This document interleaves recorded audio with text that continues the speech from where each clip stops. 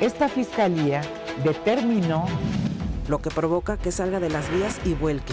Detienen a maquinista de tren interoceánico que se descarriló por la probable comisión de los delitos.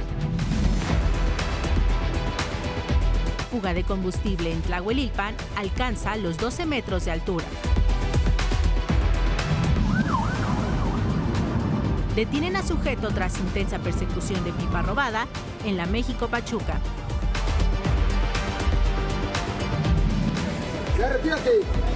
Turista estadounidense en Oaxaca intenta golpear a manifestantes pro Venezuela.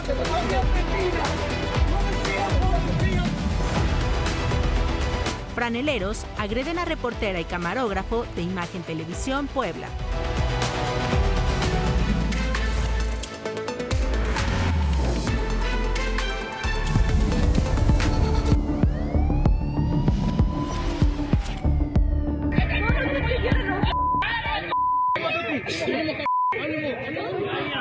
Es tu hijo, güey.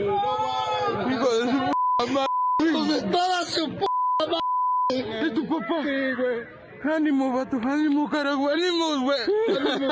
Ay, mi jefe. No, mi hermano está muerto ahí. Mi hermano está muerto ahí.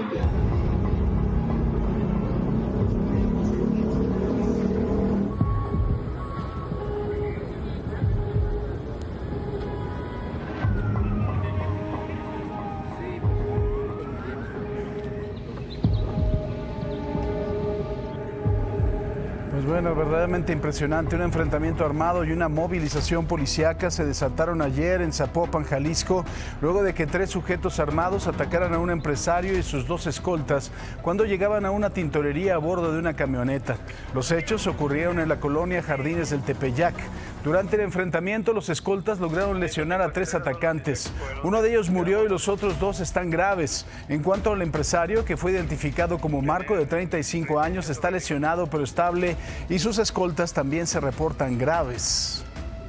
Mientras que en Culiacán, el secretario de Seguridad Pública y Tránsito Municipal, Alejandro Bravo, fue atacado a balazos en las inmediaciones del sector aeropuerto. La gente alcanzó a pedir ayuda, provocando una persecución a balazos en donde un elemento y 3 personas más resultaron lesionadas, entre ellas 2 menores de edad. También 4 agresores fueron detenidos, asegurándoles armas y equipo táctico. La persecución terminó afuera del plantel educativo, por lo que las clases fueron suspendidas en esa y otras escuelas.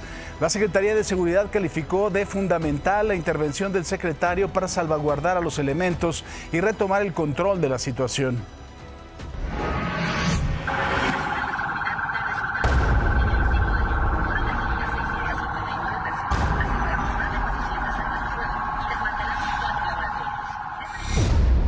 3 sujetos fueron detenidos en el Paso Express de Cuernavaca tras asaltar y balear a un cuentaviente en la colonia Lomas del Carril en Temixco.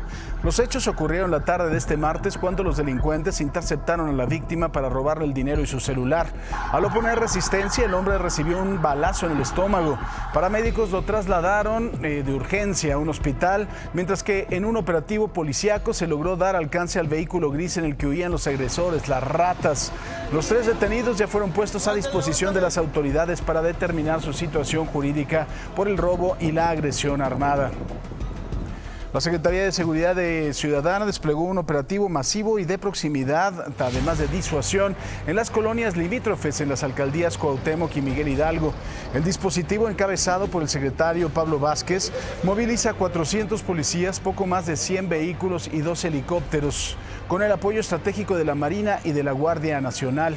Esta acción busca reducir delitos de alto impacto mediante patrullajes intensivos y labores de inteligencia en puntos críticos de ambas demarcaciones.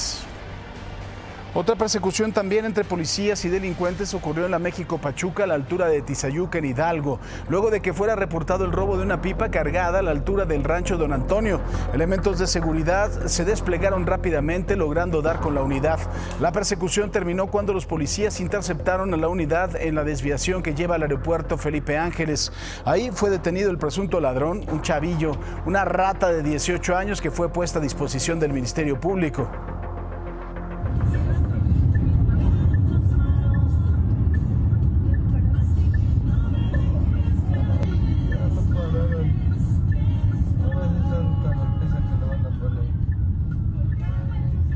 inició como una persecución en Morelia reveló un caso criminal de múltiples niveles. Mire, las autoridades aseguraron un Ferrari 488 GTB que tras ser verificado resultó con reporte de robo vigente en los Estados Unidos.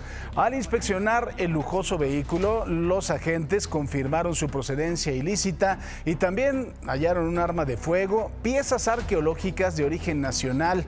El conductor y su acompañante fueron detenidos y puestos a disposición de la Fiscalía General del Estado. También, como un asunto simpático, traía una estampita de San Judas Tadeo, que mire, está bien, pero también traía una estampita de Homero Simpson. Le faltó la de los Minions, ¿no? Y la de Gru. Aquí al señor que fue una... Ahí está Homero Simpson en un Ferrari 488 y también una estampita de San Judas, que es el defensor de las causas difíciles y desesperadas. Pero este señor se ve que era verdaderamente un pájaro de cuentas. Le faltó la de los Minions o una de Gru de menos, ¿no?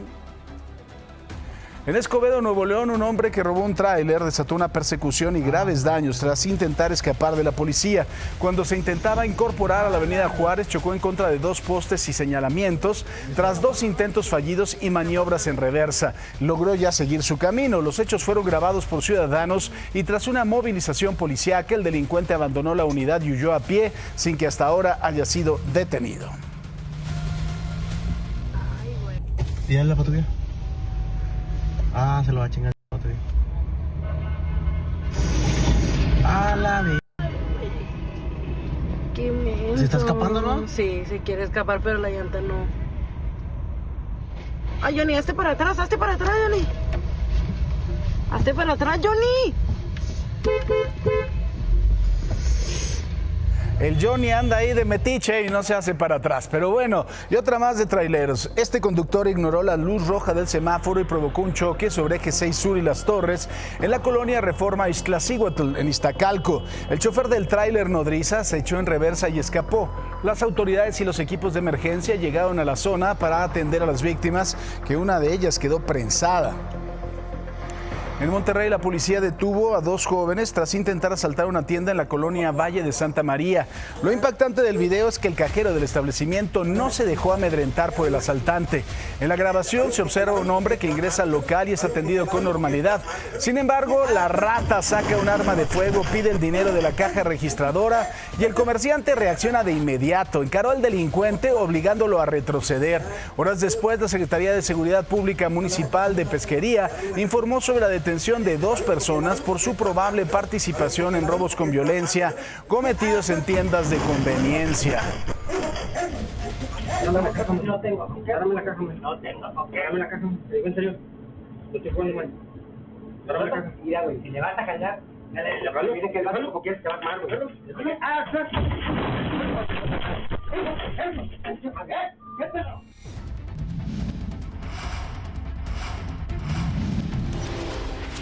Dos compañeros de Imagen Televisión Puebla fueron agredidos mientras realizaban una cobertura periodística. La reportera Belén Castellanos y el camarógrafo Antonio Pineda acudieron a la intersección de la 14 Poniente y 7 Sur para documentar el apartado ilegal de lugares en la vía pública por parte de franeleros. Fue en ese momento en donde 2 sujetos se acercaron al camarógrafo, lo amedrentaron, lo tiraron al piso y lo patearon. Más adelante le tenemos la información completa. Estaba yo realizando el trabajo de grabación cuando 2 tipos estaban parados más adelante, una camioneta, vienen por la casa, Aún le tenemos más información. Hay nuevos avances en las investigaciones sobre el ataque armado en Salamanca. Se identificaron objetivos, se refuerza la búsqueda de los responsables. Toda la información se la tenemos, por supuesto, en unos minutos aquí en Imagen Televisión.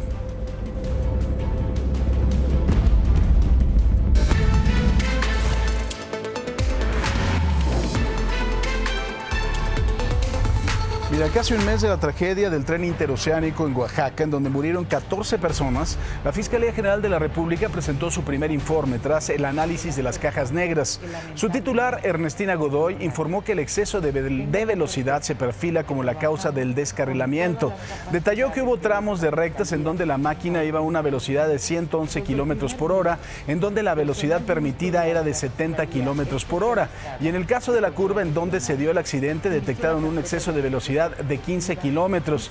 Además, añadió que los peritajes no detectaron fallas en los frenos, ni en la estructura, ni en el balastro, ni en otros componentes del tren. Que la velocidad autorizada era de 50 kilómetros por hora.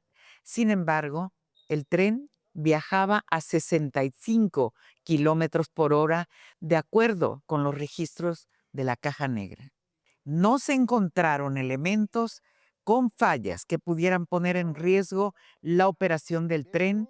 Esto significa que el funcionamiento del tren era el adecuado.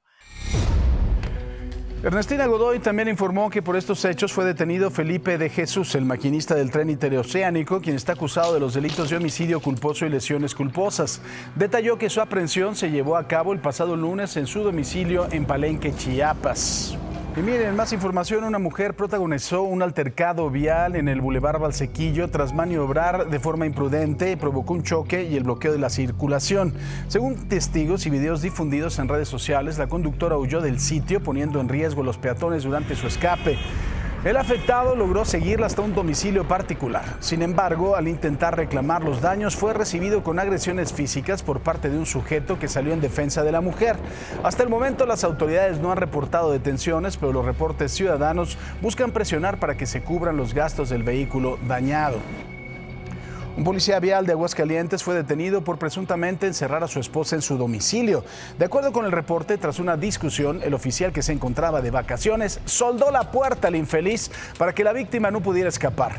Al domicilio llegaron bomberos y policías municipales para rescatar a la mujer, quien fue canalizada a la Fiscalía General del Estado, en donde aclararon que van a investigar el caso para que no exista impunidad.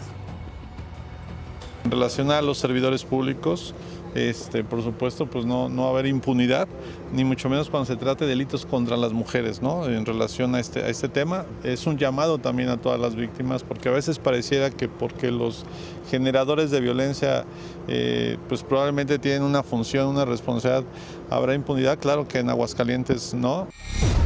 Y miren, aunque hoy es común tener varias mascotas, la UNAM advierte sobre el síndrome del Arca de Noé, un trastorno mental de acumulación donde el dueño es incapaz de dar cuidados básicos.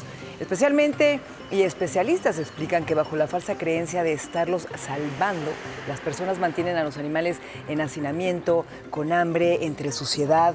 Este padecimiento, que afecta al 1% de la población mundial, suele presentarse en adultos mayores por soledad.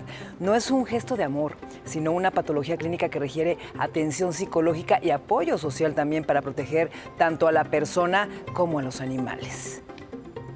La comunidad sorda se manifestó frente al Palacio de Gobierno de Michoacán para exigir justicia por el asesinato de Víctor Manuel, Anayeli y su hija Megan. La familia, reconocida por su labor como intérpretes de lengua de señas en el Congreso del Estado, fue reportada como desaparecida el 15 de enero. Días después, sus cuerpos fueron hallados calcinados en la autopista hacia Guadalajara. El crimen ha provocado mucha indignación, pues las víctimas eran referentes clave en la inclusión para las personas con discapacidad auditiva. Los manifestantes demandan el esclarecimiento total del caso y el castigo inmediato a los responsables. Mientras tanto, la Fiscalía informó que el asesinato de los intérpretes presuntamente fue motivado por un conflicto personal por un préstamo, descartando nexos con el crimen organizado. El principal sospechoso, quien es primo hermano de una de las víctimas, fue detenido en Morelos tras dejar múltiples evidencias en la vivienda familiar y ser rastreado por cámaras de seguridad. De acuerdo con las investigaciones, el agresor se habría negado a pagar un dinero que le prestaron, lo que derivó en el crimen ocurrido en el domicilio de las víctimas. Ayer los fantasmas del pasado regresaron a Tlahuelilpan, en Hidalgo, aunque afortunadamente todo quedó en un susto.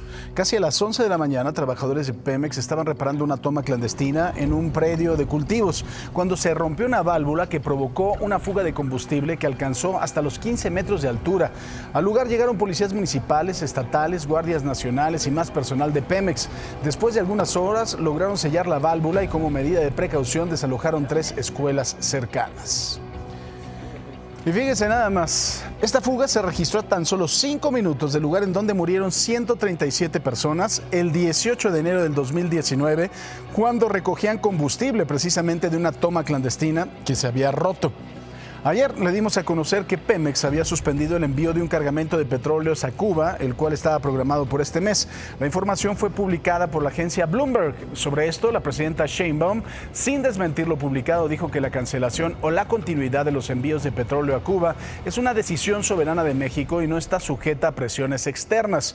En relación al embargo que mantiene los Estados Unidos sobre la isla, añadió que en su momento Pemex informará de la reanudación del envío de crudo a los cubanos. Pemex toma decisiones en la relación contractual que tiene con Cuba. ¿Y por qué se toma ahora y no antes?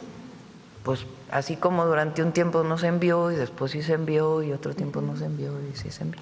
Nosotros hemos planteado todo el tiempo que, primero, que México toma decisiones soberanas y no lo ha hecho solamente el gobierno de la presidenta Claudia Sheinbaum, sino lo hizo el del presidente López Obrador. Y antes, aunque no estuviéramos de acuerdo, lo hicieron otros gobiernos en relación con Cuba. Eso es muy importante.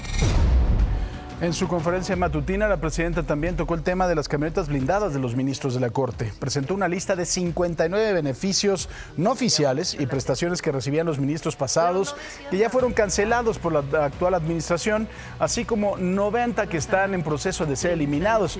De acuerdo con la tabla, el ahorro al erario es de millones de pesos, resaltando la cancelación de servicios domésticos, entradas a espectáculos, apoyos a familiares. Mira, hasta les cortaban el pasto de la casa, hágame el favor, ¿no? Transporte a los amigos, no tenían vergüenza, pero bueno, tampoco a estos no van a haber encargado las camionetas carísimas. Momento de ir, por supuesto, a Guadalajara con toda la información de la madrugada. Humberto González, adelante, Humberto. Mandé a hacer... Muy buenos días, Paco, un saludo a ti y a toda nuestra audiencia. Te presento el resumen de nuestra cobertura de noche madrugada.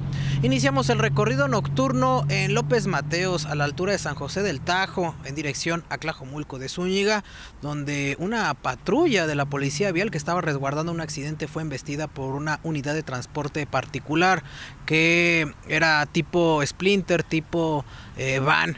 Hacerte mención que pese a lo fuerte que estuvo el accidente, que tuvo que cerrar totalmente los 3 carriles centrales de la vialidad, no hubo personas que requirieran traslado a un hospital.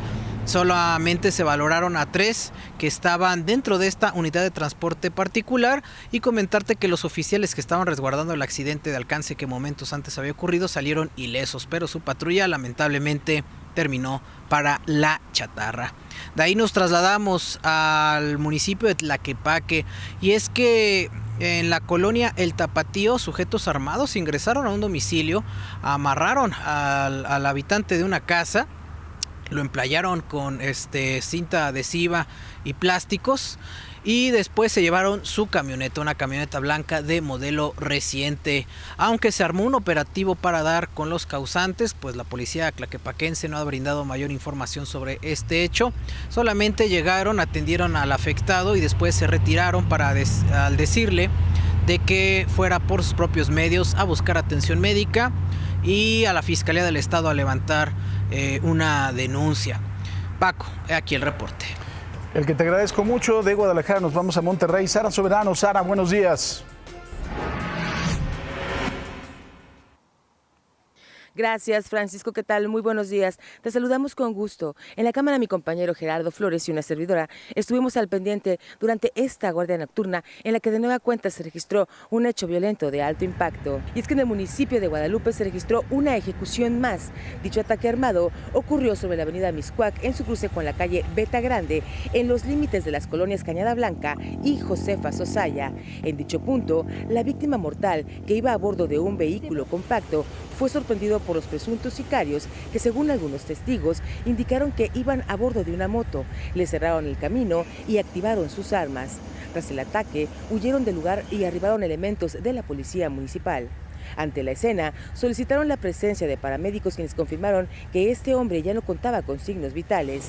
Una fuente indicó que presuntamente contaba con antecedentes penales por venta de sustancias ilícitas y fue detenido en el mes de junio del pasado 2025 en posesión de armas cortas y largas, y de forma extraoficial se dijo que en vida respondía al nombre de Rodrigo Torres, de 40 años. Trascendió que Rodrigo iba acompañado de su hijo, quien resultaría ileso de este ataque, pero esto, es importante señalar, no ha sido confirmado por la autoridad. Peritos del Estado y agentes ministeriales del grupo de homicidios arribaron al lugar e iniciaron las labores correspondientes para investigar los hechos. Francisco, hasta aquí el reporte. Muy buenos días. Buenos días, gracias Sara. Y mire, a 2 días de la masacre en un campo de fútbol en Salamanca, las 11 personas que murieron ya fueron identificadas, sus cuerpos entregados a sus familiares, quienes comenzaron a darles el último adiós.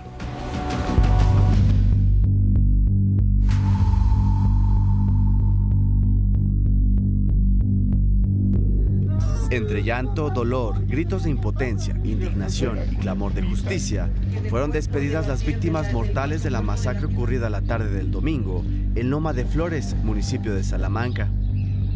Los 11 cuerpos fueron identificados y entregados a sus familiares para velarlos y después sepultarlos en las comunidades de San Nicolás y San José Temascatío.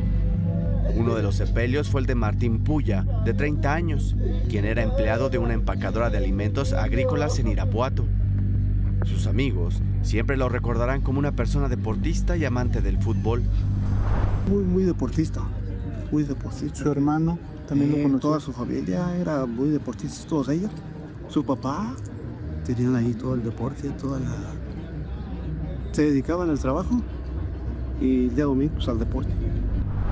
Las comunidades de Temascatío, Loma de Flores y San José de Marañón viven un duelo generalizado y con el temor que esto se vuelva a repetir, por lo que hacen un llamado al gobierno. Brian Gutiérrez, un joven de 21 años, presenciaba el partido cuando hombres armados ingresaron al campo de fútbol y comenzaron a disparar. Él fue alcanzado por las balas y falleció. Sus familiares solo piden que su muerte no quede impune. Nada más quisiera justicia con todas las personas que les pasó a esto. Nada más, no más que sea justicia. Su hijo no se merecía esto, señor. No, desgraciadamente nadie de los que fallecieron se merecía eso, porque ahí estaban viendo el fútbol. En la comunidad de San José Temascatío también se veló el cuerpo de Carlos Moreno, un músico de la localidad, y se realizaron los sepelios de Carmen Sánchez y Luis Enrique, un adolescente de 17 años, del cual sus familiares se despidieron de él con profundo dolor.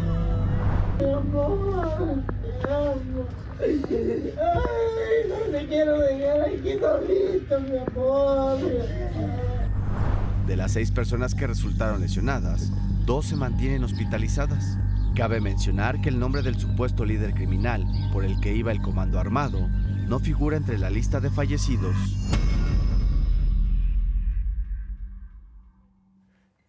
Mire, sobre la tragedia, la gobernadora de Guanajuato, Livia Denise García, aseguró que ya hay avances en las investigaciones, que pronto se va a dar información sobre los presuntos responsables y sus motivos.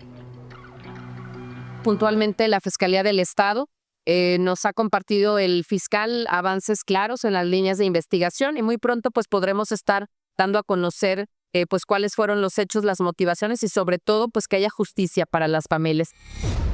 De lo ocurrido en Salamanca nos vamos con otra polémica que se ha generado en torno a la detención de Ryan Wedding, exatleta olímpico canadiense vinculado al cártel de Sinaloa. El FBI asegura que lo detuvieron en México y el gobierno mexicano dice que se entregó de forma voluntaria en la Ciudad de México. La presidenta Sheinbaum dijo que no va a entrar en controversia con las autoridades estadounidenses, pero mantiene su versión de que Ryan se entregó luego de que se diera a conocer una fotografía de este sujeto frente a la Embajada de los Estados Unidos en la Ciudad de México, la cual algunos medios como CBS News, por ejemplo, aseguran que fue generada por inteligencia artificial. No hay nada de Meta, creo que es de Facebook o de Instagram o algo así, ¿verdad? que diga inteligencia artificial, y aquí el propio embajador de Estados Unidos en México en su publicación dijo la entrega voluntaria de Ryan Wedding.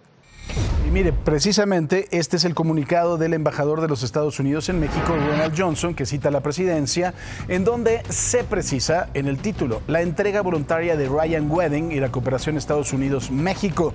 En el primer párrafo reitera que la entrega voluntaria de Ryan Wedding fue el resultado directo de la presión ejercida por las autoridades de Procuración de Justicia de México y de los Estados Unidos, que trabajaron en estrecha coordinación y cooperación. Ahora, la foto de la discordia entre los Estados Unidos y México es esta, que seguramente ya la vio. En ella aparece Wedding en el acceso de la calle de Río Danubio. Estas oficinas de la embajada estadounidense dejaron de funcionar en noviembre. Desde entonces no han sufrido ningún cambio. Dentro de las principales diferencias están ahí las líneas de los espacios de estacionamiento, incluso su color. ¿Y para qué se va a entregar ahí si no hay nadie? Jueces corruptos. Jueces que los vi salir de la Cámara de Diputados con camionetas blindadas y con agentes de tránsito abriéndoles el camino. Eso no lo quiere más el pueblo de México. Se acabó, no se enteran de la transformación que ha sufrido la patria. Hay cargos, la presidencia del Congreso, los ministros y ministras de la Corte, la presidencia de la República, secretarios de Estado, pues que deben tener vehículos oficiales para su función. Pues es una herramienta de trabajo, no es un lujo. Canal 5, el servicio de la comunidad. Estamos buscando a Gerardo Fernández Noroña, al de antes, al luchador social, Jueces corruptos, al que decía eso. Escúchelo. Ah, no, es para acá. Con camionetas blindadas y con agentes de tránsito abriendo. Si usted lo ve, era un luchador social, no, era un hombre que verdaderamente criticaba los excesos. Y sí, los veíamos salir con motocicletas, con camionetas blindadas. Cuando salía el presidente de la República, cerraban periféricos, cerraban eje central y todo el mundo se iba al carajo, ¿no? Pues eso estaba muy mal. Y este era un luchador social. Si usted lo ve, si usted lo reconoce, por favor, marque al 01800 congruencia, ¿no? Ahí lo andan buscando para que vuelva a ser el mismo luchador social, ¿no? Este señor que de verdad, pues bueno, ya es yo creo que ya lo veo hasta más gordito, porque ya en lugar de comer taquito de suadero, debe de comer, pues es que ahí en Premier, ahí en las clases más acomodadas de los aviones, le dan mucho de comer, por eso lo vemos más gordito. Pero bueno, estas declaraciones son cuando era diputado del PT, ¿no? Hace mucho tiempo, y ahora ya como senador de Morena, fue el inicio de una pelea en redes sociales. El diputado panista de la Ciudad de México, Federico Chávez, le reconoció sus palabras a Noroña y dijo que era un retrato de cuerpo entero de la hipocresía de la cuarta y que los jueces de la Suprema Corte ahora sí merecían camionetas blindadas porque Morena los puso ahí. Noroña respondió arrobando a Alejandro Moreno, líder nacional del PRI. No es de merecer, son cuestiones de seguridad. Hay compañeros tuyos como Alito que traen 2 camionetas blindadas con 10 hombres armados, ¿no? Bueno, entonces Alito también contestó. Me dice, todo México sabe que eres una mierda, una persona que no vale nada. Claro que tengo seguridad porque ustedes, pinches narcopolíticos, terroristas y comunistas que están destruyendo a México, se aliaron con el crimen organizado y lo llamó, perdóneme, sinvergüenza, lacayo, esbirro, hipócrita, rata, corrupta, tapete y migajero del poder. Paquita, la del barrio, te hubiera de verdad pues envidiado, Alito. En otras palabras, que su palabra dijo también que ya no valía nada porque la vendió, la regaló por los aplausos y las migajas. Y aseguró que hasta el pueblo de México ya decidió que donde se pare le van a mentar la madre por rata inmunda. Pero no por ahí, ¿a poco no está buenísimo esto? Oiga, mire, la respuesta de Noroña le dijo que necesitó de 5 golpeadores disfrazados de legisladores para subirse a golpearlo cobardemente y que por eso lo habían expulsado al PRI de la Internacional Socialista, que el cobarde era otro y que el pueblo lo sabe, que acabará en la cárcel y que cuando quiera debatir está a la tribuna del Senado asegurando que lo pondría en su lugar como lo ha hecho y seguirá haciendo. ¿Pero qué cree? Vino otra respuesta, ¿no? Alito le pidió a Noroña que se ubicara, le volvió a decir que era un migajero del poder, que no necesitaba a nadie, que él solito lo ponía en su lugar, que era un pobre pendejo. Y ahí lo veía en el Senado llamándolo cobarde, corrupto y patán. Y añadió que ni en Morena lo querían porque era una basura, un payaso y un día terminaría sin visa y en la cárcel por un pinche político, narcopolítico de Morena. ¿Qué le parece? ¿A poco no está esto de su nivelazo, no? Haga usted de cuenta que es un conversatorio entre Vargas Llosa, ¿no? Y ¿quién le gusta? Y García Márquez, ¿no? O sea, es una cosa del más alto nivel. Yo creo que, de verdad, qué vergüenza dan estos dos señores. Está mi tata para mi nana, ¿eh? O sea, no hay uno, a ninguno de los dos se le puede ir. La verdad es que los dos dan vergüenza, y vergüenza nos debería de dar a nosotros que este par de payasos sean legisladores de la República, que la soberanía de este país la hayamos depositado en un par de corrientes como estos. Pero bueno, en más conflictos, la embajadora de México en Honduras, Susana Peón, está siendo duramente criticada por esta fotografía en la cual se le ve con un vestido de colores que podría ser de Carolina Herrera, que cuesta por ahí de los 50,000 pesitos, además de traer una bolsa que sería Burberry, que tiene un precio de 37,000 pesos. Le digo, pero eso no es todo. Versiones periodísticas señalaron que Susana Peón tendría un nombramiento como embajadora irregular, ya que contaría con acta de nacimiento cubana y no habría concluido la licenciatura, no habría acreditado también la renuncia a otra nacionalidad, requisitos para este cargo diplomático. Hasta el momento, la Secretaría de Relaciones Exteriores no se ha pronunciado al respecto. Y bueno, en otros temas, en entrevista telefónica para Imagen Noticias, el gobernador de Oaxaca, Salomón Jara, habló con mi compañero Enrique Sánchez tras ser ratificado en la consulta de revocación de mandato con el 58.2% de los votos. Aunque la participación no fue suficiente para hacerla vinculatoria, calificó el ejercicio como histórico y aseguró que no hay vencedores ni vencidos, y adelantó que redoblará esfuerzos en obra pública, en agua potable, en vivienda, seguridad y turismo, con más de 5,000 obras en los 570 municipios y proyectos estratégicos en el desarrollo del Estado. Y bueno, vamos a las calles de la Ciudad de México. Mi querido Ricardo Vitela, adelante, Ricardo. Mi querido Paco, muy buenos días, gusto saludarlos. El ombligo de la semana ya es miércoles, y para quienes van a transitar en esta zona poniente de la ciudad, exactamente estamos sobre el eje 6 Sur, Tintoretto, esquina con Patriotismo. Vamos a darte con las imágenes de Roberto Jiménez la zona del eje 6 Sur, las personas que bajan del eje 6 desde el periférico y con destino hacia Patriotismo, o van también hacia la avenida de los Insurgentes. Tenemos un avance fluido a esta hora de la mañana. Y ahora te damos la avenida Patriotismo, Paco. Ya se incrementa de manera constante quienes vienen ya del sur de la ciudad, abandonando la zona del eje 7, ingresando de Mixcoac con destino hacia el circuito interior, pues van a encontrar un avance bastante aceptable a esta hora de la mañana. Así que hágalo con anticipación, mi estimado Paco, porque esto se va a incrementar. Es miércoles y ya estamos a mitad de semana. Un abrazo y continuamos con ustedes allá en Imagen Televisión. Muy buenos días, Paco. Te lo agradezco mucho, gracias, mi querido Ricardo. Nos vamos ahora con Atalo Mata. ¿Qué hay con la Profedet? Mi querido Atalo, cuéntanos.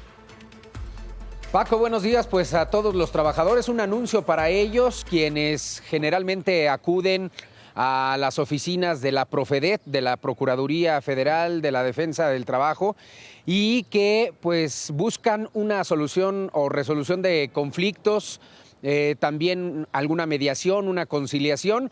Pues hay unas nuevas instalaciones ahora en la alcaldía Azcapotzalco. Mira, le vamos a presentar a la gente la dirección exacta donde se ubica ahora estas nuevas oficinas de la Profedet. Son en Eje 4 Norte 311 en la colonia Santo Tomás, alcaldía Azcapotzalco. Estamos hablando de aquí de la Ciudad de México. La idea es concentrar todo el sistema o algunos órganos del sistema de justicia laboral en un solo espacio ahí en la alcaldía Azcapotzalco, pero hay una unidad móvil que también puede servir para que los trabajadores acudan ahí. Es en Doctor Vertis 211, colonia Doctores, en la alcaldía Cuauhtémoc de la Ciudad de México. Los servicios que puede ofrecer Profedet a todos los trabajadores en México es orientación legal sobre derechos laborales y obligaciones patronales. También estamos hablando de un apoyo en procesos de conciliación entre trabajadores y empleadores o empresas, pues para que lleguen a diversos acuerdos y no a un pleito, a un juzgado directamente, representación jurídica ante autoridades laborales y acompañamiento en procedimientos administrativos y juicios laborales. Así que ahí está el anuncio, ahí está la información. Cualquier situación, cualquier duda, pues pueden acudir a estos dos módulos, Azcapotzalco y la alcaldía Cuauhtémoc en la colonia Doctores, Paco. Muy bien, importante por supuesto que se asesoren y que estén ahí muy pendientes de sus derechos laborales. Gracias, mi querido Atalo. Buen día. Y se presentó la lista de jugadores que estarán disputando el Abierto Mexicano de Tenis a realizarse del 21 al 28 de febrero en Acapulco. Lista Mendoza nos tiene el reporte de este importante evento para los amantes al deporte en nuestro país.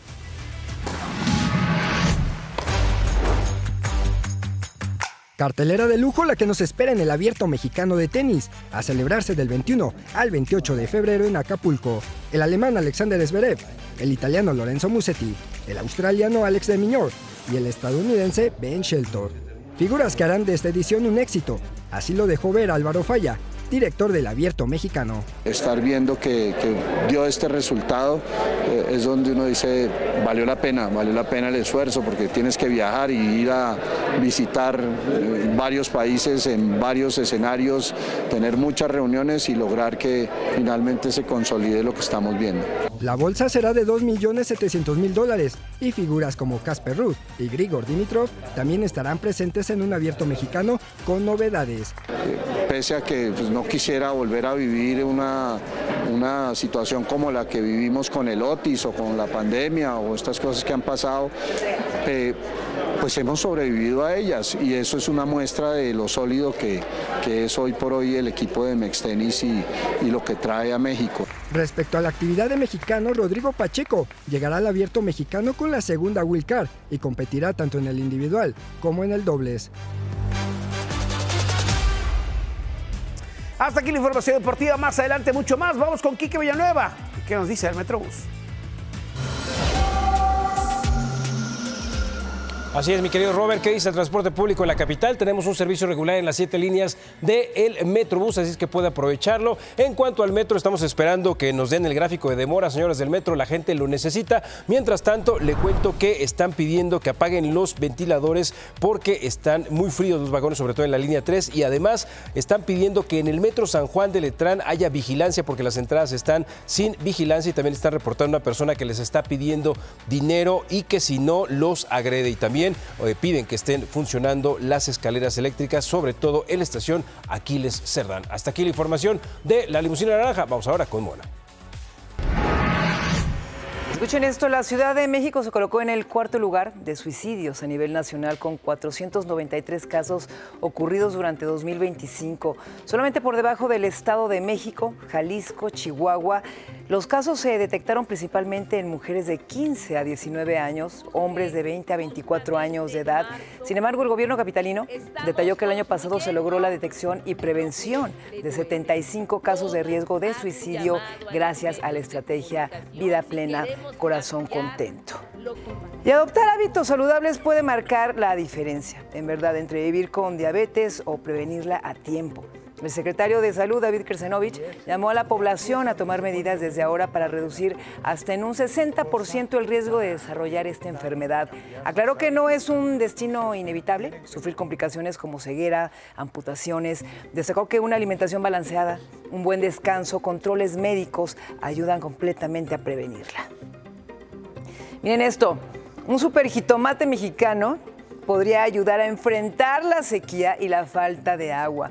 Un estudiante de la Universidad Autónoma de Chapingo desarrolló variedades resistentes al estrés hídrico y a la salinidad, capaces de crecer con menos riesgo. Estas plantas producen jitomates más firmes, duraderos y de mejor calidad. El avance busca fortalecer la producción nacional, afectada obviamente por el cambio climático, garantizar alimentos para el futuro, beneficiando tanto a productores como también a los consumidores.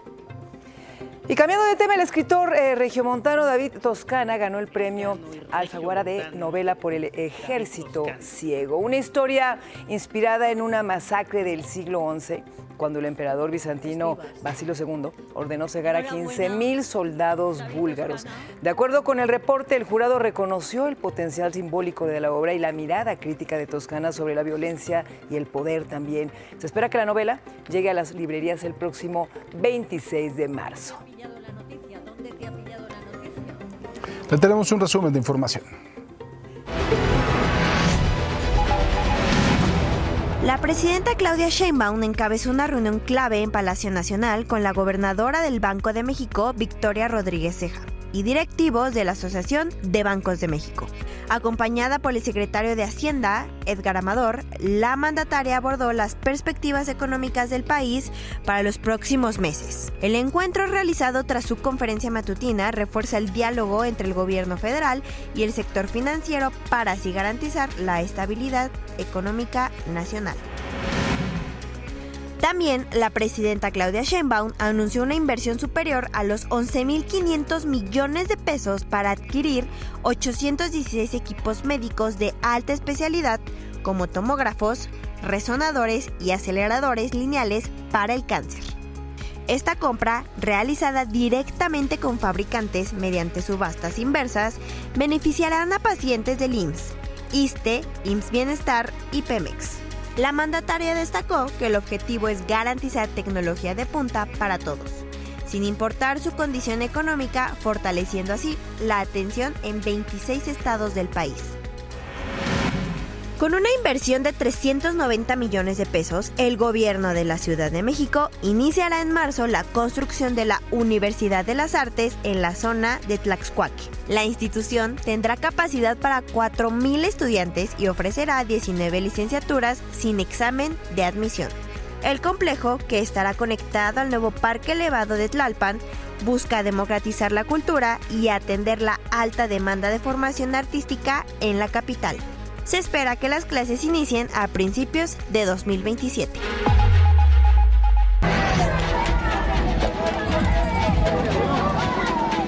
Esta fiscalía determinó lo que provoca que salga de las vías y vuelque. Detienen a maquinista de tren interoceánico que se descarriló. Por la probable comisión de los delitos. Fuga de combustible en Tlahuelilpan alcanza los 12 metros de altura. Detienen a sujeto tras intensa persecución de pipa robada en la México-Pachuca.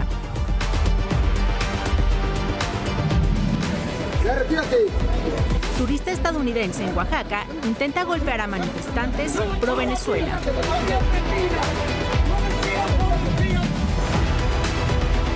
Franeleros agreden a reportera y camarógrafo de Imagen Televisión Puebla.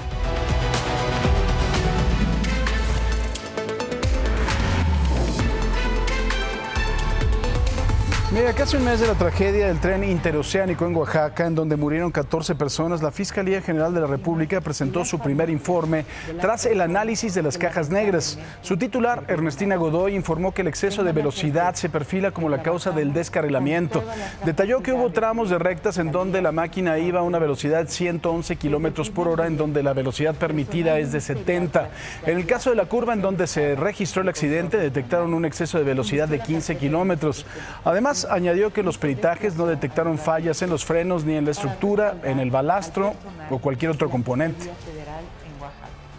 Que la velocidad autorizada era de 50 kilómetros por hora. Sin embargo, el tren viajaba a 65 kilómetros por hora de acuerdo con los registros de la caja negra. No se encontraron elementos con fallas que pudieran poner en riesgo la operación del tren. Esto significa que el funcionamiento del tren era el adecuado. Ernestina Godoy también informó que por estos hechos fue detenido Felipe de Jesús, el maquinista del tren interoceánico, que está acusado de los delitos de homicidio culposo y lesiones culposas. Detalló que su aprehensión se llevó a cabo el pasado lunes en un domicilio en Palenque, Chiapas. La violencia se ha vuelto parte del entorno cotidiano en el que crecen millones de niños y adolescentes en América Latina y el Caribe. Esto lo advirtió un informe de la UNICEF y la Organización Panamericana de la Salud. El estudio señala que entre el 2015 y el 2022, más de 53,000 menores fueron víctimas de homicidio y que la exposición a la violencia también se da en hogares, escuelas, comunidades y entornos digitales, afectando su desarrollo emocional y social. Además, 6 de cada 10 niños sufren disciplina violenta en casa. Casi 1 de cada 5 mujeres jóvenes vivió también violencia sexual antes de los 18 años y 1 de cada 4 adolescentes ha experimentado acoso escolar, lo que refleja un impacto profundo y extendido de la violencia en la región. México es el tercer país de América Latina con mayor porcentaje de mujeres de entre 18 y 29 años que sufrieron violencia sexual antes de los 18, con un 13% según un informe de la Organización Panamericana de la Salud y la UNICEF. El reporte advierte que estas agresiones ocurren en hogares, en escuelas, en comunidades e incluso en las redes sociales, y que niñas migrantes sin acompañamiento enfrentan un riesgo elevado de abuso y de trata. Aunque los homicidios de adolescentes han disminuido, las tasas siguen siendo muy altas y en el caso de las mujeres incluso se duplicaron. Las agencias de la ONU alertan sobre vacíos legales, falta de protección efectiva y la necesidad de fortalecer las leyes, presupuestos y políticas públicas para frenar la violencia en contra de niñas, niños y adolescentes. Este reportaje de Investigaciones Excelsior, que le vamos a presentar, es la segunda parte, revela cómo en Roblox circula el contenido sexual explícito, al que los menores pueden acceder de forma muy fácil mediante palabras clave y enlaces en redes sociales. Es la segunda parte de la investigación realizada por nuestra compañera Olimpia Ávila. Padres de familia, de verdad pongan mucha atención, podrían estar salvando incluso la vida de sus hijos.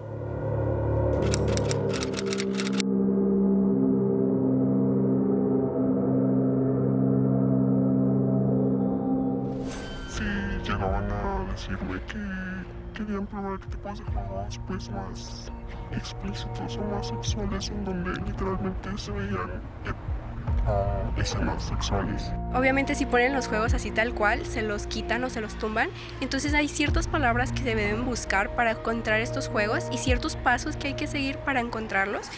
Turbio, detonar, random, go go go. Estas son las palabras más usadas para buscar contenido sexual explícito en Roblox, que se ha convertido en una plataforma no apta para menores de edad.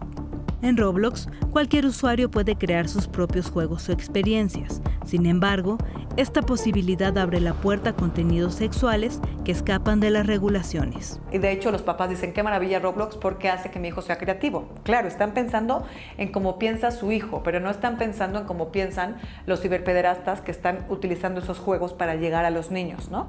Se trata de material altamente sexualizado, al que se accede fácilmente desde enlaces que los jugadores comparten en apps como Telegram, Discord o TikTok, y que abre la puerta a comunicación con fines sexuales.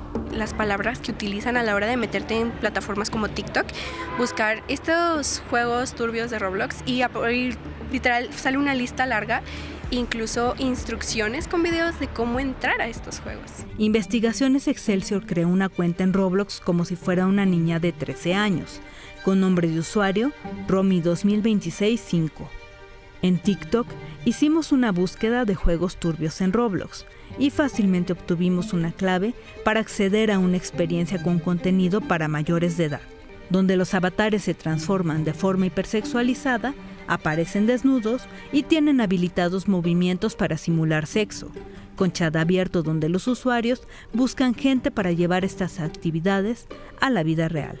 Y al pasar de cierto tiempo, te teletransporta tal cual a otro juego donde está el contenido que buscan evitar que vea Roblox. Dentro del mismo Roblox hay muchos juegos sexuales y entonces ¿qué sucede? Los niños empiezan a hipersexualizarse. Y las nuevas medidas de seguridad adoptadas por Roblox se quedan cortas ante el aumento de creadores de contenidos sexuales y sus usuarios. Investigaciones Excelsior comprobó que un adulto puede hacerse pasar por un menor de edad, haciendo que alguien más se tome la selfie que Roblox exige para chatear, o bien un niño puede pedirle a un adulto que valide su edad. Y sí, cualquier niño o adulto puede acceder a estos juegos sexuales. ¿Pero qué recomiendan los especialistas ante esta situación en la que los riesgos van más allá de los controles parentales? Súper importante que sepas qué ve, qué escucha y qué está jugando. Entonces sí hay que estar muy al pendiente de lo que juega tu hijo. Cuando tú vas a darle un carro a tu adolescente, le enseñas y te sientas y te subes con él, bueno, en los videojuegos es el mismo caso. Tienes que sentarte con él y jugarlo, baja la aplicación, haz tú un usuario tú, ve con quiénes juega. Involúcrate al 110% con tu hijo.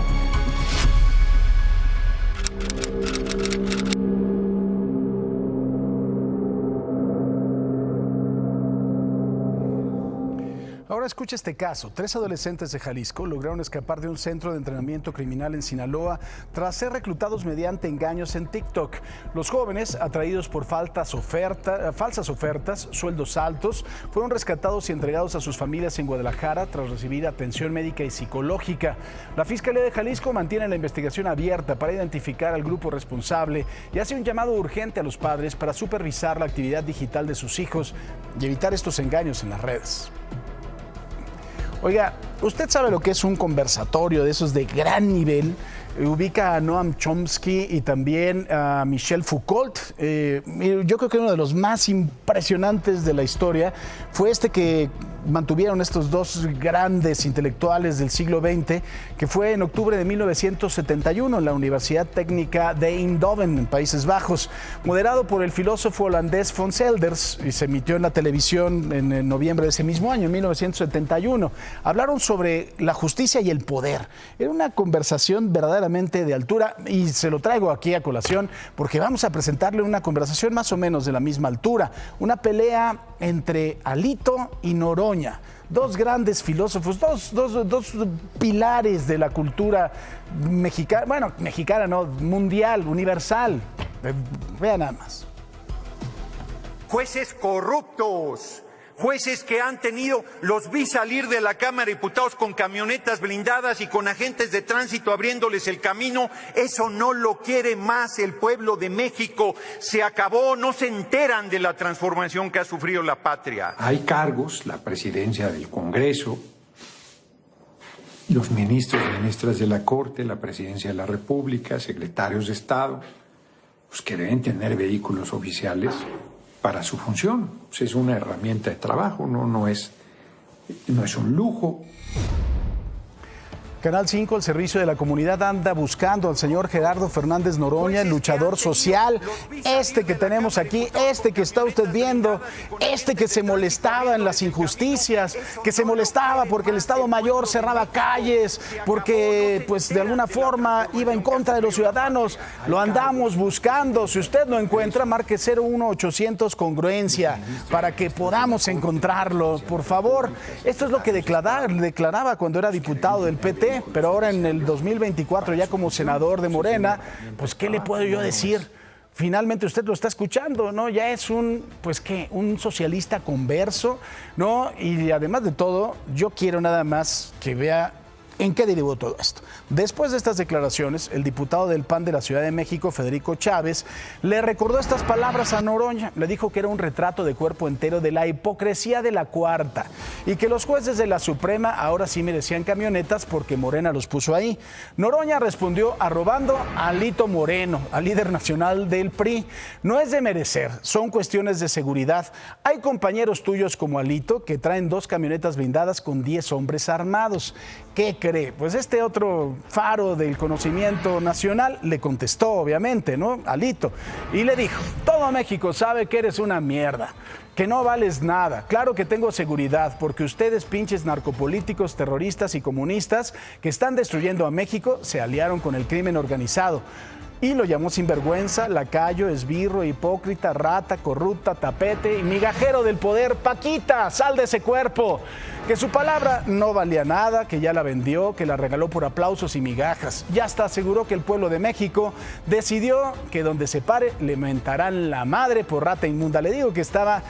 Paquita, la del barrio, poseyó al Alito, pero Noroña en esta discusión de verdad de altísimo nivel le respondió. Le dijo que necesitó de 5 golpeadores disfrazados de legisladores para subirse a golpearlo cobardemente y que por eso habían expulsado al PRI de la Internacional Socialista, que el cobarde era otro, que el pueblo lo sabe, que acabará en la cárcel y que cuando quiera debatir está la tribuna del Senado asegurando que lo pondría en su lugar como ha hecho y lo seguirá haciendo.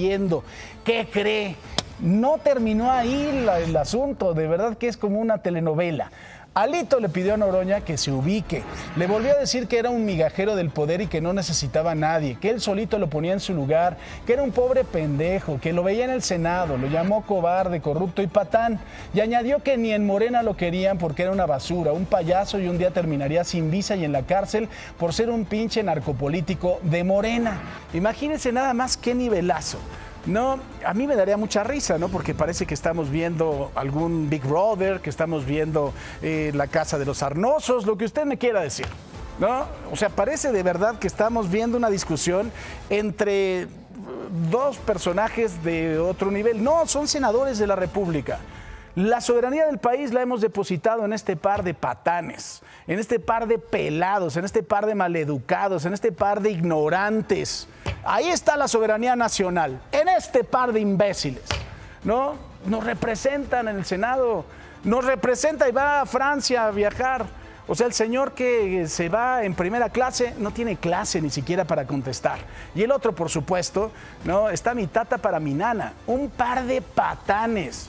De verdad, de gamberros, por decir lo mismo. Tengo otras palabras aquí, pero no se los puedo decir porque seguramente sus hijos están desayunando y acaban de escupir el cereal. Pero la verdad es que qué coraje da que estos señores todavía les tenemos que pagar y les tenemos que rendir pleitesía y todavía tenemos que decir son los representantes del pueblo. Y uno viaja a Washington, a los organismos internacionales, y otro viaja a Europa también a representarnos. Nos representan este par de pelados. De verdad, ¿qué le puedo decir? Pero bueno, nos vamos a otra polémica, la que se ha generado en torno a la detención de Ryan Wedding, el exatleta olímpico canadiense que es vinculado con el cártel de Sinaloa. El FBI asegura que lo detuvieron en México y el gobierno mexicano que se entregó de forma voluntaria en la Ciudad de México. La presidenta Sheinbaum dijo que no va a entrar en controversia con las autoridades estadounidenses, pero mantiene su versión de que Ryan se entregó luego de que se diera a conocer una fotografía de este tipo frente a lo que era la Embajada de Estados Unidos en la Ciudad de México, la cual algunos medios como CBS News aseguran que fue generada con inteligencia artificial. No hay nada de Meta, creo que es de Facebook o de Instagram o algo así, ¿verdad?, que diga inteligencia artificial. Y aquí el propio embajador de Estados Unidos en México, en su publicación, dijo la entrega voluntaria de Ryan Wedding. Y mire, este es el comunicado que ciertamente el embajador de los Estados Unidos en México, Ronald Johnson, que citó la presidenta. Se titula La entrega voluntaria de Ryan Wedding y la cooperación Estados Unidos-México. En el primer párrafo reitera que la entrega voluntaria de Wedding fue el resultado directo de la presión ejercida por las autoridades de Procuración de Justicia de México y de Estados Unidos, que trabajaron en estrecha coordinación y cooperación. Pero vamos a la famosa foto de la discordia entre México y Estados Unidos. Usted ya seguro lo vio.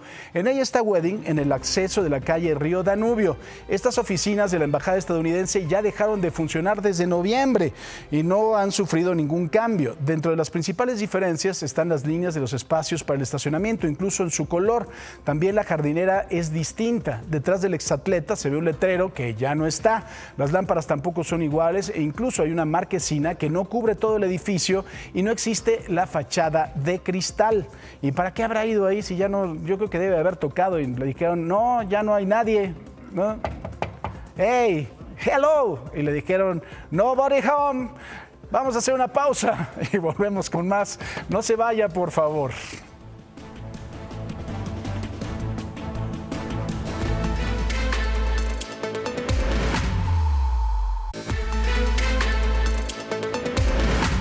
Ayer nuestros compañeros de Imagen Televisión Puebla fueron agredidos cuando realizaban una cobertura sobre grupos de franeleros que operan de forma ilegal.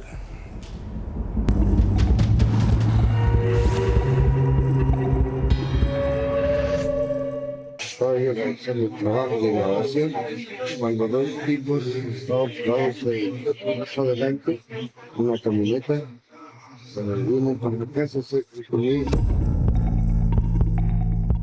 Este fue un breve contexto de la agresión que sufrió el camarógrafo Antonio Pineda, quien, junto a la reportera Belén Castañedos, realizaban una cobertura periodística sobre el apartado ilegal de lugares en la 14 Poniente y 7 Norte, en el centro histórico de Puebla.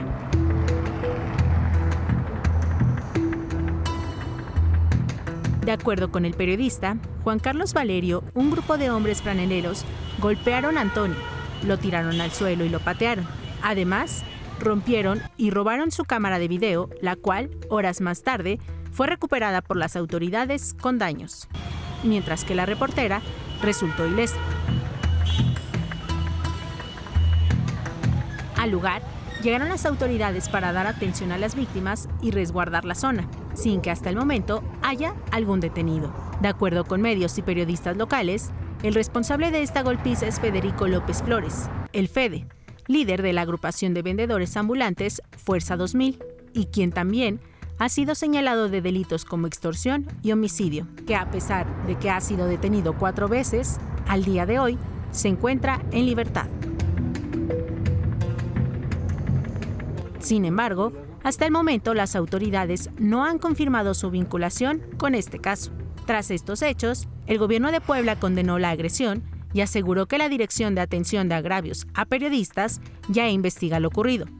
Mientras que el alcalde de Puebla, José Chedraui, aseguró que los periodistas agredidos ya levantaron una denuncia.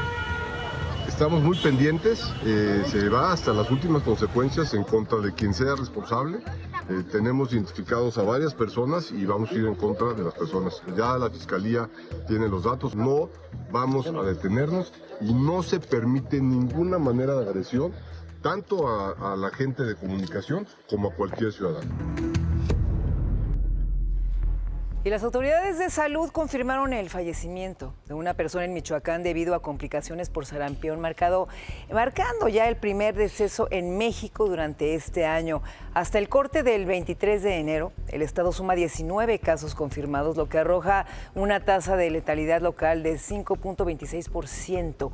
El virus circula actualmente con fuerza entre niños, adultos, jóvenes, lo que ha elevado las alertas sanitarias en la entidad. En total, el gobierno ha informado de la muerte de 26 personas, 21 de ellas en Chihuahua. Aunque el brote acumulado desde el año pasado registra un total de 26 decesos a nivel nacional, la prioridad en Michoacán es intensificar las campañas de vacunación para frenar la propagación y evitar más complicaciones graves. Y la Secretaría de Salud confirmó el brote de sarampión, ya que se extiende a las 32 entidades del país con un acumulado de 7.417 casos entre 2025 y lo que va del 2026. Aunque Chihuahua sigue siendo el epicentro histórico, su actividad ha disminuido recientemente.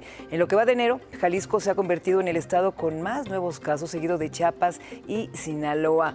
Ante esta situación, las autoridades activaron la aplicación de la dosis cero para bebés de 6 a 11 meses, buscando proteger al grupo de edad más vulnerable antes de que cumplan el esquema tradicional de vacunación.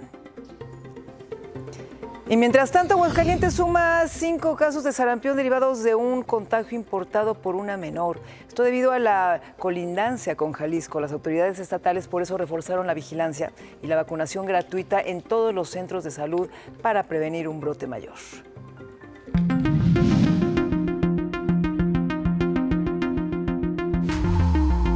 En Aguascalientes se tienen 5 casos confirmados de sarampión. La primera en contagiarse fue una menor que adquirió el virus en otro estado y a su vez contagió a quienes estuvieron en contacto con ella. La misma cadena de contagio es la que ha persistido.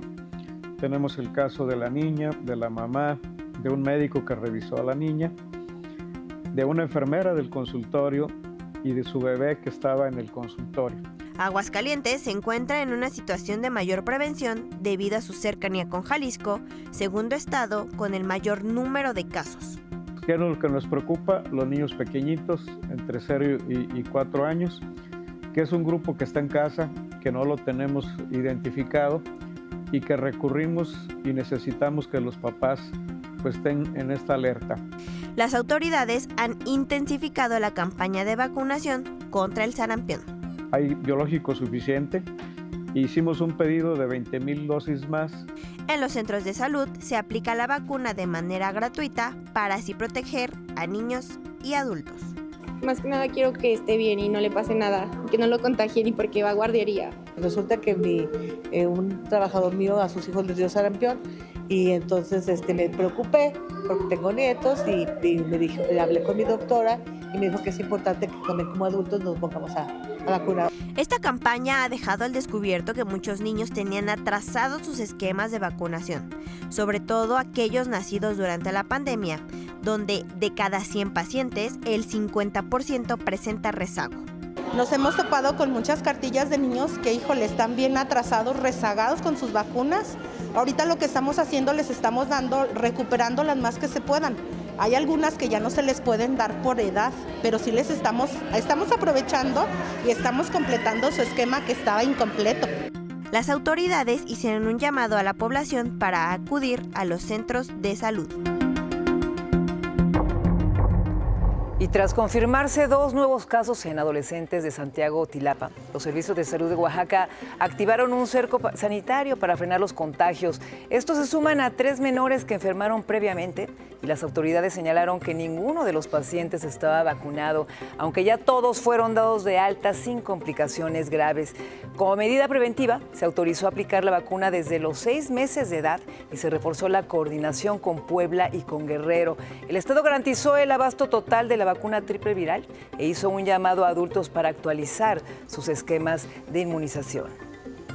Y en tanto, el secretario de Salud, David Kersenovich, informó que evalúan instalar módulos de vacunación en estaciones del metro y también en terminales de autobuses para contener el brote nacional. Advirtió sobre la alta peligrosidad del virus, señalando que una persona infectada puede contagiar a 16 más y que el virus permanece activo en el aire hasta 2 horas.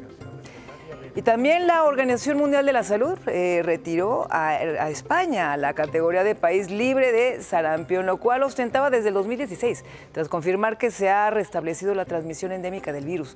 Datos del 2024 y 2025 sugieren que han existido cadenas de contagio activas por más de un año, situación que también enfrentan países como Francia, Alemania, Reino Unido.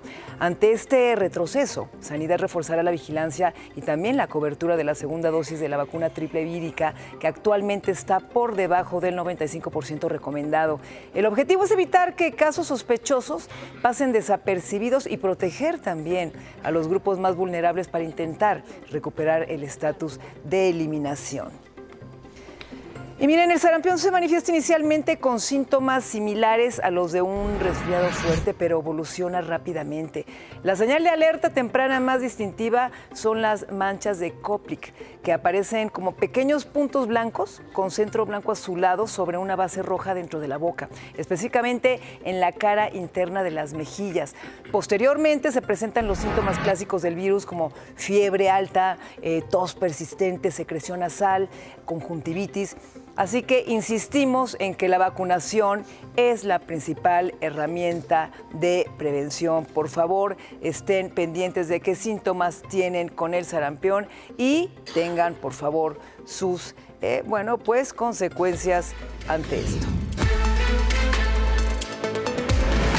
A un mes de la tragedia del tren interoceánico en Oaxaca, en donde murieron 14 personas, la Fiscalía General de la República presentó su primer informe tras el análisis de las cajas negras. Su titular, Ernestina Godoy, informó que el exceso de velocidad se perfila como la causa del descarrilamiento. Detalló que hubo tramos de recta en donde la máquina iba a una velocidad de 111 kilómetros por hora, donde la velocidad permitida era de 70 kilómetros. En el caso de la curva en donde se registró el accidente, detectaron un exceso de velocidad de 15 kilómetros. Además, añadió que en los peritajes no hubo fallas en los frenos, ni en la estructura, ni en el balastro, ni en otros componentes. Que la velocidad autorizada era de 50 kilómetros por hora. Sin embargo, el tren viajaba a 65 kilómetros por hora, de acuerdo con los registros de la caja negra. No se encontraron elementos con fallas que pudieran poner en riesgo la operación del tren. Esto significa que el funcionamiento del tren era el adecuado. Mire, hay que decir una cosa que es importante. Este tren se construye sobre vías que ya estaban y regularmente en el mundo los trenes son a través de una catenaria, que es esto que está en la parte de arriba en donde vienen los cables que lo electrifican. Es otro tipo de trenes. Por eso, en otros países los trenes van a velocidades muy variadas dependiendo del tipo de servicio y de la línea. Pero la mayoría va por ahí de los 300 kilómetros por hora y en gran parte las líneas están diseñadas para ir desde 300 a 350 kilómetros en velocidad punta. Por ejemplo, el tren Irillo, en el que se descarriló primero, circulaba aproximadamente a 210 kilómetros por hora en el momento del descarrilamiento. El tren Albia, el que colisionó segundos después, más o menos a lo mismo, 205, 210 kilómetros por hora. Le reitero, tienen esta catenaria que es donde se alimentan de electricidad, que eso además de todo les da otro tipo de estabilidad. Ahora, yo creo que si ya íbamos a construir un tren, lo hubiéramos construido para una velocidad un poquito más grande, digo yo, pero bueno, por ejemplo, los trenes en Japón son famosos por la red de alta velocidad, la Shinkansen, conocidos como el tren bala, con una velocidad operativa de 320 kilómetros por hora, y es la velocidad más alta en servicio comercial regular del mundo, con trenes de ruedas. Japón mantiene este récord de seguridad impecable, 0 muertes por accidentes en 60 años de operación, a pesar de sismos, a pesar de tifones y a pesar de cualquier cosa. Como le digo, son trenes diferentes, pero yo creo que ya si íbamos a hacer el gasto, hubiéramos puesto un tren más rapidito, ¿no? Que no, pues pasando estas velocidades se descarrile. Mónica Noguera. Y representantes del refugio franciscano visitaron este martes las instalaciones de la Brigada de Vigilancia Animal de la Secretaría de Seguridad Ciudadana en la alcaldía Xochimilco, donde se encuentran animales rescatados del refugio tras su intervención. Durante el recorrido por 90 módulos habitados, personal de la Secretaría del Medio Ambiente de Gobierno y médicos veterinarios acompañaron a visitantes quienes pudieron convivir con los perros y constatar que reciben atención médica, alimentación, rehabilitación y paseos regulares también. La acción forma parte de los acuerdos de trabajo con el Gobierno de la Ciudad de México para asegurar el bienestar animal de los canes resguardados y también seguir garantizando sus cuidados.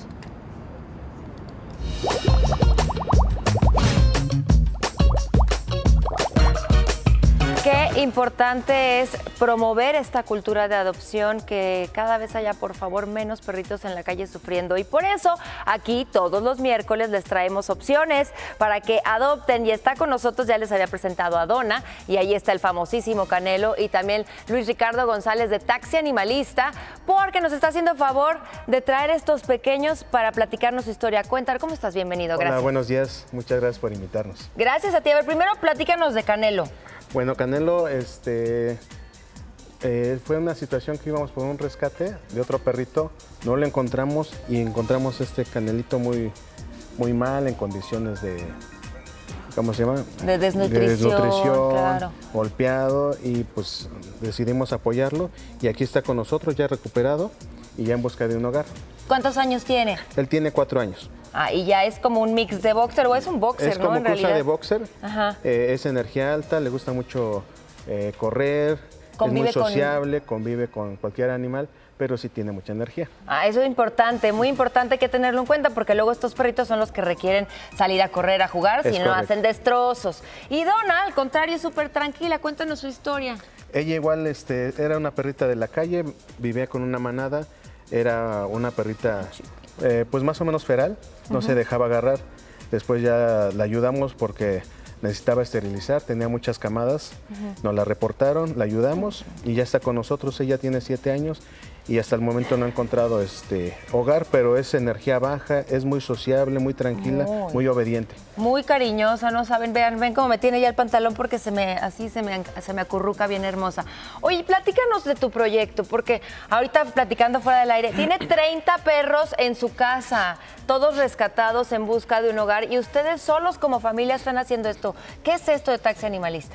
Pues somos una organización y más que nada una familia que combate 2 problemas sociales muy importantes. 1, los perritos de la calle, y 2, el problema de traslados para los animalitos en la Ciudad de México o Estado de México. Y, o sea, te contratan para hacer viajes y para llevar perritos. Sí, nosotros tenemos unidades de taxi, por eso el nombre de Taxi Animalista, porque ayudamos con los traslados de animalitos, siempre y cuando quepan en el carro. Hemos trasladado desde cerdos, ratoncitos, gatos, tenemos el equipo, tenemos el conocimiento para hacer los traslados, y gracias a eso nosotros un porcentaje es para ayudar a estos perritos. Claro, y también sé que ayudan a luego a otros también rescatistas y organizaciones como Exactamente, ustedes. también les ayudamos con sus rescates porque tenemos el conocimiento de adiestramiento, entrenamiento. Entonces también tenemos el equipo para ir por un rescate de un perrito, ya sea feral, nervioso, y con eso ayudamos un poquito. Bueno, pues ahí está una opción más para que también ustedes que nos están viendo en su casa nos ayuden a ayudar. @taxianimalista son sus redes sociales. También estuvieron apareciendo el teléfono para que se comuniquen con Luis. Muchas gracias. Quienes quieran apoyar, sobre todo quienes quieran adoptar a Donna o a Canelo o a cualquiera de los otros 28 perros que están en tu casa, o que requieran un transporte o que requieran un apoyo para socializar a su perro, por favor, abran su corazón, llámenle a Luis y luego nos platican cómo les fue. Muchísimas gracias. Gracias a ustedes por este espacio. Gracias. Y ahí está, Donita y Canelo en adopción. Hermana, ¿con cuál te vas a quedar tú? Con una. Con Donna. Y bueno, llegamos ya a análisis de rostros y vamos, bueno, con mi querido Paco Padilla, porque es el día de analizar a Ryan James Waring, ex atleta olímpico canadiense relacionado con el cártel de Sinaloa, enfocado en su rostro. Así que, Paco, ¿qué es lo que nos puedes decir? Así es, querida Mona, pues vemos todos sus temas de rasgos de psicopatía y todo el perfil o sesgo criminal que pueda tener. Y vemos primero que es un desprecio a las normas y facilidad para dañar, expresión facial neutral. Cuando vemos eso es la cara de póker, la que conocemos como cara de póker, es alguien que tiene pues, el desprecio a las normas y siente que él tiene el control todo el tiempo, ¿no? Luego nos iríamos a lo que sería la resistencia física y mental. Ahí encontramos que tiene la estructura facial y lo que es la corporalidad robusta. Eso le da esa resistencia que, pues bueno, se requiere la confrontación y enfoque.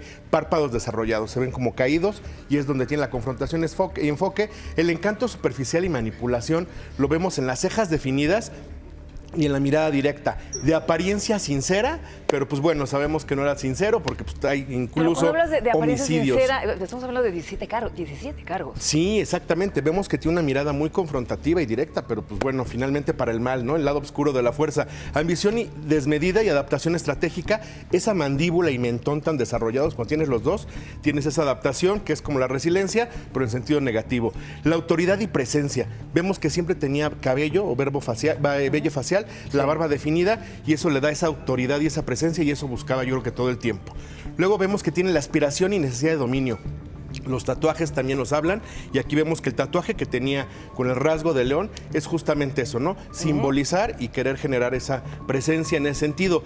El arquetipo, según Carl Jung, vemos que es el guerrero, sí es un guerrero, pero en sombra. Lo vimos en luz como deportista y luego se pasó a la sombra. Importante. Y también, ¿no? La parte física, la parte mental que puede tener. Exactamente, que puede tener para lo que él hacía, ¿no? Todo que es slalom y todo eso que requiere mucha concentración. Y vemos que tiene comparaciones y similitudes interesantes. Cuando lo analizamos vemos que tiene los rasgos similares a los altos ejecutivos o CEOs, nada más que en sentido positivo, políticos o figuras de poder militar, también tiene rasgos, comparte rasgos, parece el militar si lo vemos de su rostro, y vemos que tiene rasgos claros de líderes criminales. Y pues bueno, es todo, ahora sí que toda la información de alguien que pues causa toda esta situación psicopática, ¿no? Pues vamos a ver cómo va todo este tema con Ryan James Waring y bueno, nos vamos ahora. Gracias, Paco, querido. Así es, Mona, muchas gracias a ti, Mona, que estés muy bien. Gracias. Paco. Gracias, Mona. Vamos rápidamente con Ricardo Vitela. Está en Lorenzo Boturín, en la Colonia Obrera. Adelante, Ricardo. Así es pasando la calle de Bolívar, Paco, y los gritos de la señora del dolor. Fue atropellada, venía en una motoneta eléctrica, fue atropellada por un vehículo de color rojo. La están atendiendo paramédicos de Protección Civil de Cuauhtémoc. Es sobre Lorenzo Boturini, hay que tener mucho cuidado. Al parecer tiene una fractura en la pierna del lado derecho. La verdad es que no aguanta el dolor la señora y se espera que llegue una ambulancia para su traslado hacia un hospital cercano a esta zona. Ahí está la motoneta eléctrica, de hecho está pues ya con las llantas ponchadas. No sabemos cómo fue el accidente, pero sí, ahí están los gritos de la mujer y bueno, pues el vehículo está aquí exactamente en este punto. Hay elementos de la Secretaría de Seguridad Ciudadana del sector Asturias quienes están tomando conocimiento de los hechos y en espera de que lleguen apoyo a estos paramédicos de primer contacto de Protección Civil, una ambulancia para poder hacer el traslado a un nosocomio y le den la atención rápida a esta mujer que se duele muchísimo de la pierna derecha. Vimos que le pusieron como un cartón, un tipo de férula ahí ahí, Paco, en la tibia y el peroné, la parte de la extremidad del lado derecho. Y bueno, pues esperemos que no sea más grave de lo que se escucha por los gritos de esta mujer que no aguanta el dolor tras la manipulación de los paramédicos en este lamentable incidente vial aquí en la Colonia Obrera. Paco, lo que tenemos que informar esta mañana desde la alcaldía de Cuauhtémoc. Híjole, pues pobre mujer, le mandamos un abrazo solidario aunque no nos escuche. Gracias, mi querido Ricardo, estamos muy pendientes y por supuesto reiterar que tengan cuidado al conducir. Pues bueno, es miércoles y es miércoles de Chilango Chambeador, el único día de la semana que trabaja el señor Atalo Mata. Atalo, buenos días. Y lo que hago, lo hago muy bien, Paco, ya me lo han dicho y muchas gracias por tu reconocimiento. No sé si has oído hablar de los hospitalitos para niños Dios. Pues es que, fíjate que entre enero, ya iniciando cada año, y hasta el 2 de febrero, los niños Dios, los de cerámica, los de barro, se pueden llevar a diferentes lugares para su restauración, sobre todo en el centro histórico de la Ciudad de México, en el sur de la Ciudad de México, y conocí a mi amiga Yolis, ella me enseñó. Chequemos. Atalo Mata es el chilango chambeador, si lo miras por la calle, ábrele tu corazón, trabajando por la vida, vea puro chambeador, Atalo, el chilango chambeador. En este momento me vas a ayudar a lo que es el proceso del niño Dios. Le pasamos la lija por todos los lados donde está liso, donde está engretado, no porque le borra. Ok. No. Acá. Se agarra, no se agarra así, se agarra. Ya le voy a borrar la greca, ¿verdad? Iba a decir, se agarra como hombre. Sí, no, a ver, así, dígame usted. Ahí está, ¿sí? Sin miedo. Ok. Lo que es.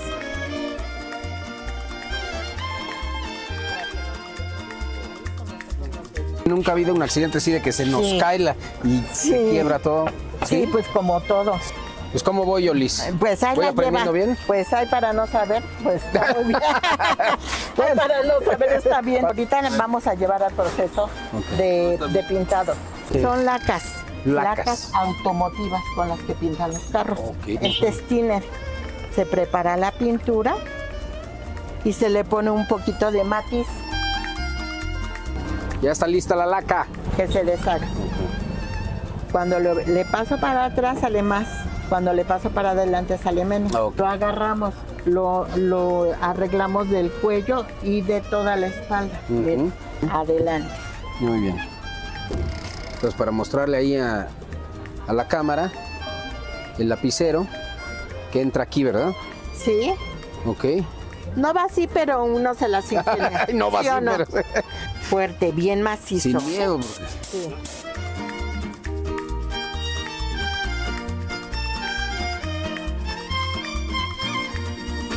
Es hasta divertido el trabajo, ¿no? Sí. Se distrae uno. Sí, se no distrae. piensa cosas que no debe de pensar. No, debe pues... de estar al 100. Es que quedaron poquitos brumos, bueno, donde le faltó, mire. Se me hace que no me quedó totalmente bien, Yolis, estamos ¿verdad? checando, estamos aprendiendo, ¿no? No, ya lo está terminando ella. No, sí, aquí sí, lo sí. ponemos para que se vea un poquito más suave y lo dejamos que siga reposando. Ahí no lo suelto. No lo suelto. Listo. Adelante. Le voy a pintar el calzoncito azul a mi niño Dios. Le pintó la panza, Ay, pero perdón. para eso es el recorte y él puso su dedo aquí. Y aquí donde puso él su dedo ya le corregimos, ¿sí? Y va lo último que es el color café, que es el color del pelo. Ya pasamos a la otra parte. Ya pasamos a la otra parte que es la decoración. Le abrimos ojos de arriba para abajo. Bueno, posteriormente, una vez abiertos los ojos, No es que usted hace el trabajo más o de menos veras. se yo nada le más. mide y ya le recorta uno. A nosotros nos encargan la pestaña en tira. Lo pongo entre el ojo y el párpado y lo agarro. Limpiamos y si raspamos abajo le ponemos. Y eso es todo. Yolis, muchas gracias por recibirme, por enseñarme a reparar niños Dios. La verdad es que es todo un arte. Muchas gracias. Gracias a ustedes por difundir todo lo que es nuestra artesanía mexicana. Y yo, como tú, soy un chilango chambeador. ¡Puro chambeador! Mi Paco, entonces, si tienes una figura de porcelana, de barro o madera, puedes ir ahí con Yolis y yo le estaré ayudando. Así que ya me estoy ganando el cielo. Voy a llegar al reino de los cielos de esta manera. No sé cómo no te restauró a ti con esa cara de niño Dios que tienes, Atalo.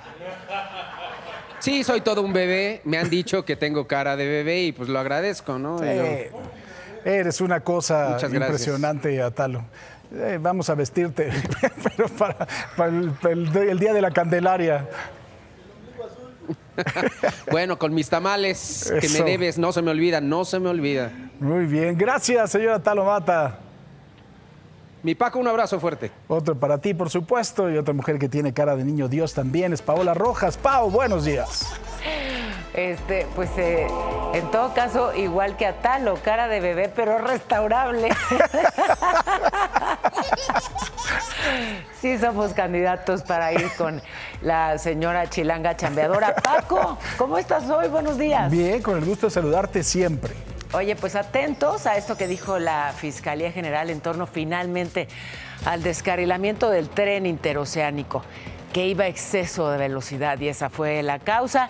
Kristi Noem, la secretaria de Seguridad, piden que se vaya, Trump la respalda, muchas cosas importantes sucediendo, Paco, y de aquí no se van sin informarse, así que quédense en imagen. Me parece extraordinario. Gracias, mi Pau. Fuerte abrazo y beso también. También, restaurador.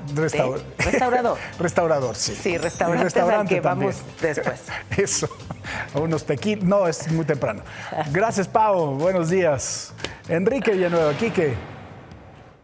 Muchas gracias, Paco. México enfrenta un reto crítico de movilidad para el Mundial 2026 debido a la concentración del mercado de autobuses en solo 4 grupos empresariales. Esta falta de competencia ha generado tarifas elevadas, superando en algunos casos precios de Europa y Estados Unidos. Hoy le presentamos la primera parte de una serie de reportajes sobre los retos que enfrenta el país para ofrecer más opciones, mayor conectividad y mejores alternativas. Vean.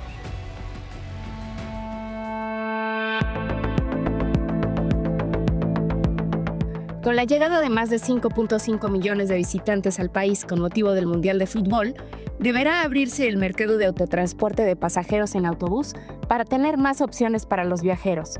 Que la nueva autoridad de competencia actúe con criterios puramente técnicos. Eduardo Pérez Mota, expresidente de la extinta Comisión Federal de Competencia, reconoció que, desde hace mucho tiempo, los mercados como el de autotransporte de pasajeros son importantes y es necesario mantener una verificación constante. Son mercados importantes y en estos mercados, en varios de ellos ya se han tomado decisiones relevantes.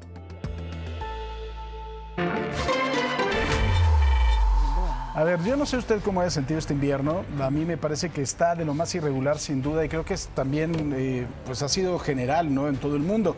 A inicios del 2026, la temperatura global está aproximadamente entre 1.3 y 1.4 grados por encima de los niveles preindustriales de los años 2024 y 2025, que han sido los más cálidos registrados en la historia de las mediciones instrumentales.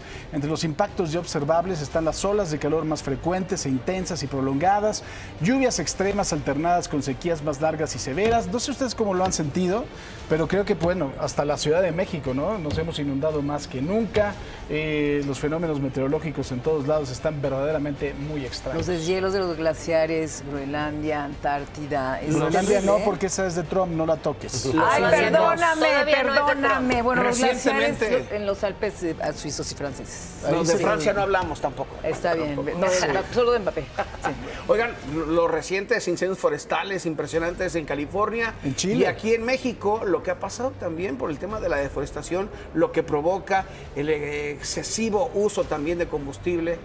Pero sobre todo la prevención. ¿Qué vamos a hacer? El clima ya está ahí y lo estamos viendo, por ejemplo, en Estados Unidos y Canadá. Canadá tiene una infraestructura tan buena que está sobreviviendo un invierno muy frío y Nueva York está Pero el problema es que uno de los dos países más industrializados, el líder no cree en el cambio climático y no está tomando las medidas. Claro. Dice, sí es calentamiento, porque se enfría, no sean absurdos. No, el que esa es otra, no, así se le llama, pero en realidad lo que hace es que las temperaturas, tanto bajas como altas, sean más extremas y aumente el número de desastres naturales con los huracanes, con las inundaciones, y lo estamos viendo, es imposible Pero negar. Trump dijo, sí es calentamiento. Agradece. Gracias a las personas privadas de la libertad del sistema penitenciario de Nayarit que nos dieron arte Wixari. Feliz cumpleaños a mi mamá también. Feliz cumpleaños, madre. Felicidades, señora. Gracias por hacer el close al jaguar. Gracias.